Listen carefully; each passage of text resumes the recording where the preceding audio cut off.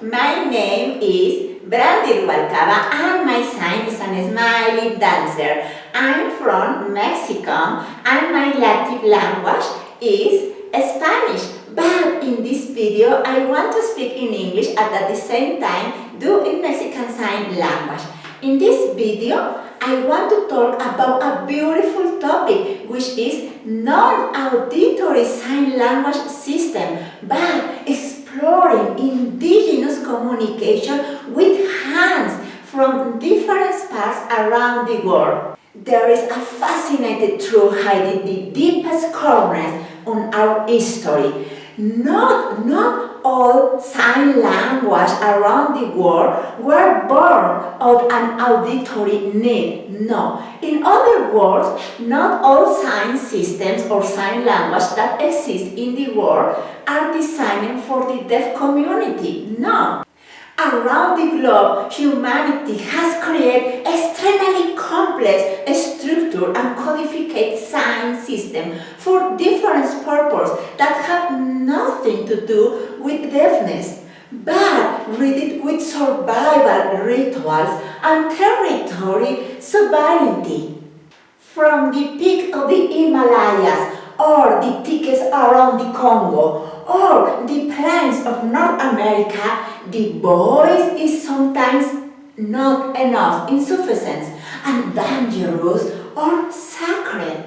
In this context, the hands becomes in the primary tool of communication. We speak about language that allow a hunter coordinate and ambush in the absolute silence of the savannah. Calls that allow of Inca messenger to warn of dangers from miles away, or sacred language where the woman in Armenian or the monks of Europe protect the silence as an act of respect and elevation. These are successful language of silence created from when words must rest of that life may continue. As a movement artist, I understand that these signs are not just anthropological data. They are choreographies of human wisdom. And every twist of the wrist, every tension of the fingers, tells a history of how a people adapted their environment. Let's strip sign language of this clinical level and restore its rightful place as an ancestral technology of power and mysticism. Because in the indigenous world, silence is not absence of sound. It's different form of presence. There are many sign systems used for different purposes depending on the indigenous culture, the aboriginal culture, and the very need of survival. Here, we will see only a few examples of many that exist. We've been deep in the nature where sound is a risk. On the Congo, the basin, the Bajaka people don't use signs because they are deaf, no, but out of respect of the Huang jungle.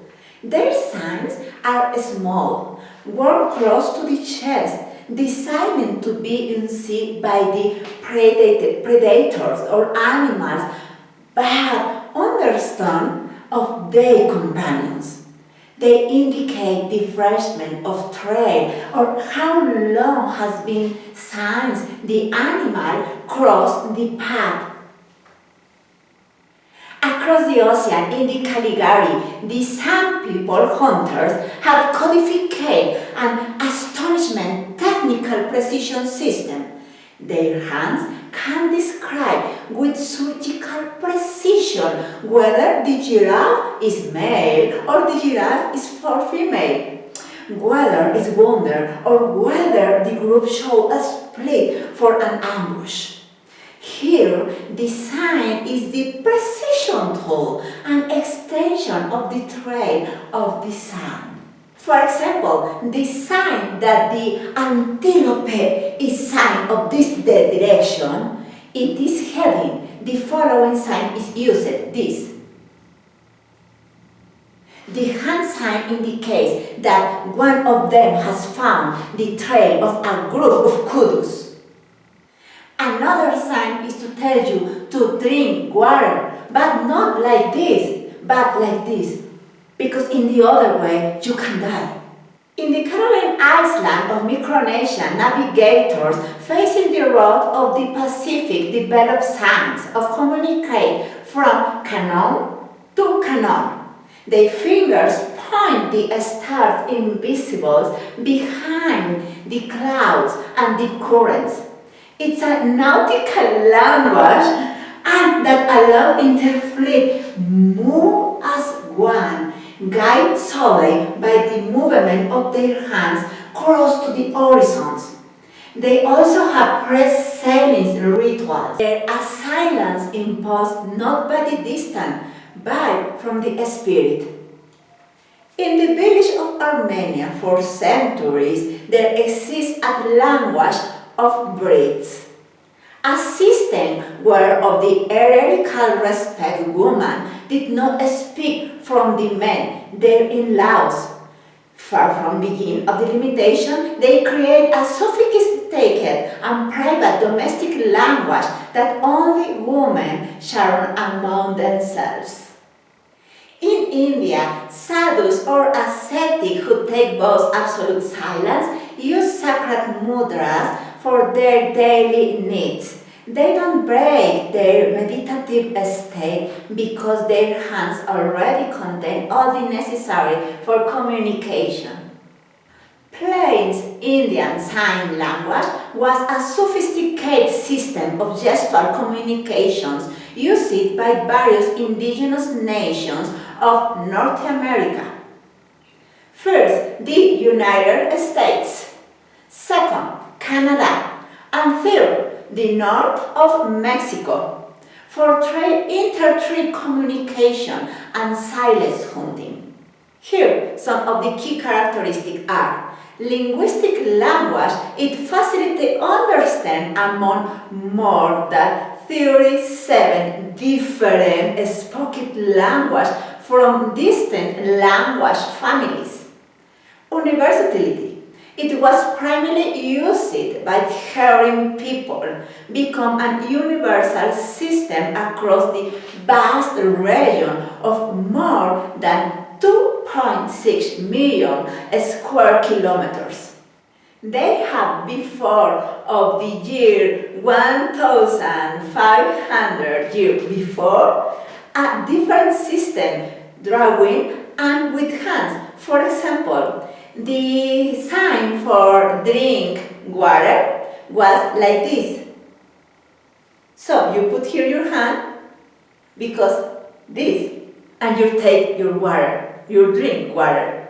Other is the elder sign. For example, the old people is not here but is here because they need help for this. Or for example, be hungry is represent not like this, but with your stomach, with a line in your stomach, so like this. As you haven't seen, these hands are not trying to repair the hearing sense. These hands are hunting, navigating, praying, protecting the history of their peoples.